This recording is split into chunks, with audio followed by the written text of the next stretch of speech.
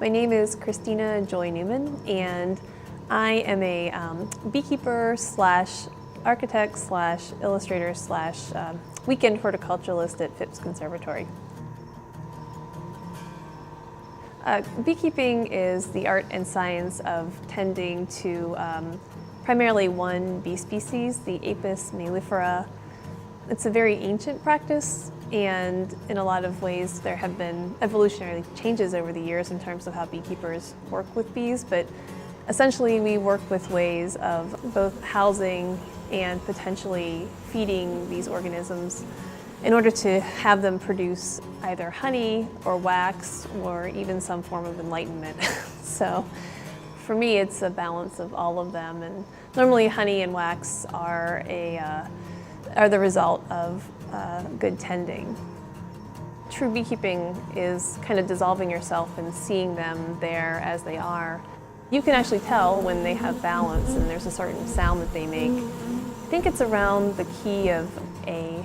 I need to double check that, but there's definitely a certain hum and different pleasant smells that you get a sense for that indicate the hive is thriving and healthy versus sensing that there's some kind of problem or decay. Once you start becoming a beekeeper, they are so dependent on broad floral blooms throughout the growing season. You start to see a lot of different trends in terms of weather patterns and flowering patterns and that sort of thing. And so you tend to see how healthy and prolific the broader environment is. Beekeeping is extremely important. The one reason I think it's very important is that it is a way for our species to get past ourselves and to connect with another organism which is connected to the broader environment very, very profoundly. Honey's always been a very important medicinal and nutritional supplement to the human diet. 1 in every 3 bites of food you eat is usually thanks to a pollinator, and honeybees play a very large role in providing a lot of fruits and veggies. Urban beekeeping is essentially keeping bees in higher density urban environments where it's typically less conventional. Usually bees are out in rural areas where you have a good buffer zone in case you have swarming issues. But urban beekeeping, you have bees in close range to other inhabitants, and so you have to be much more attentive to what their behaviors are like in order to prevent any misunderstanding or fear with regard to keeping them. Not that there are high levels of risk, but you have to be aware at times, when you might be disrupting a neighbor with regard to bee flight patterns or, like I said, potential swarming. So urban beekeeping is just keeping all those factors at a higher level of attentiveness. One of the best things you could do as an urban beekeeper is to connect with your neighbors and give them honey and let them know if anything is an issue, you're there and you're assuring them to not be afraid. The name of my apiary is Apidaea. It is the name of the bee superfamily.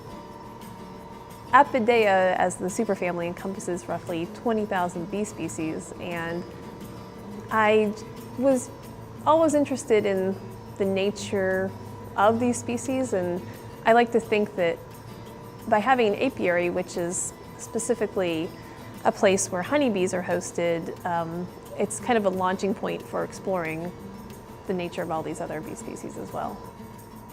First of all, my apiary is about caring for bees before other aspects of production.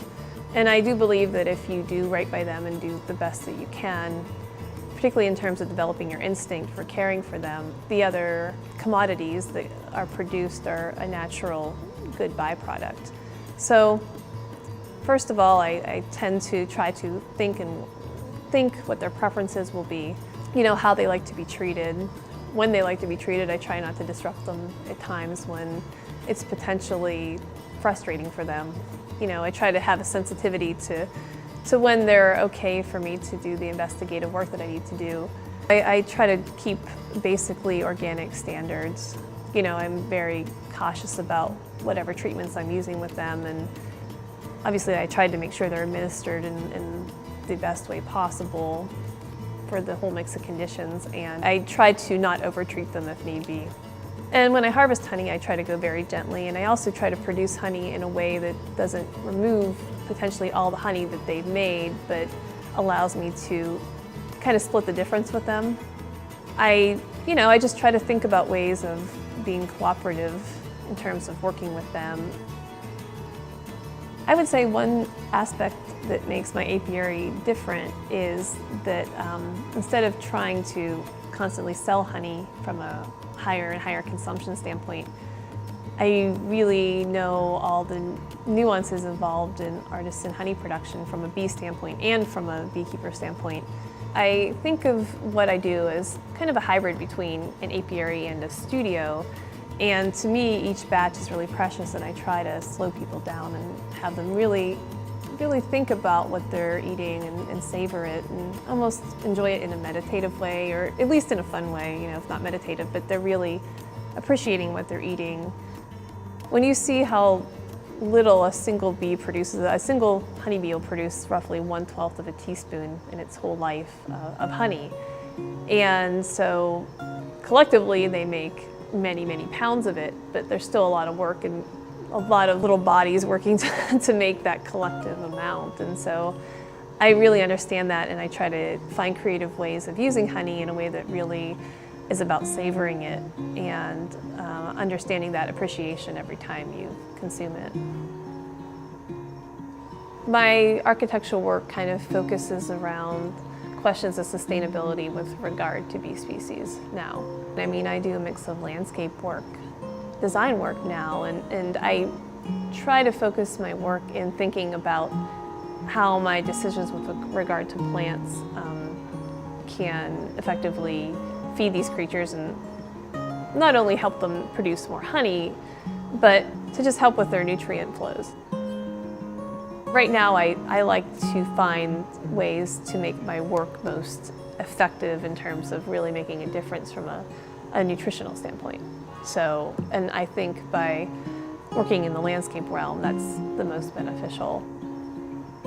When people see that you are cohabitating with bees, essentially in close range, their whole fear of bees in general usually really changes. I would say it's about changing the mindset from being very fearful of them to loving and caring for them. And not that they always deserve it, but it really, like, they're amazing creatures, and you know, for the most part, you can see the benefits of tending to them well.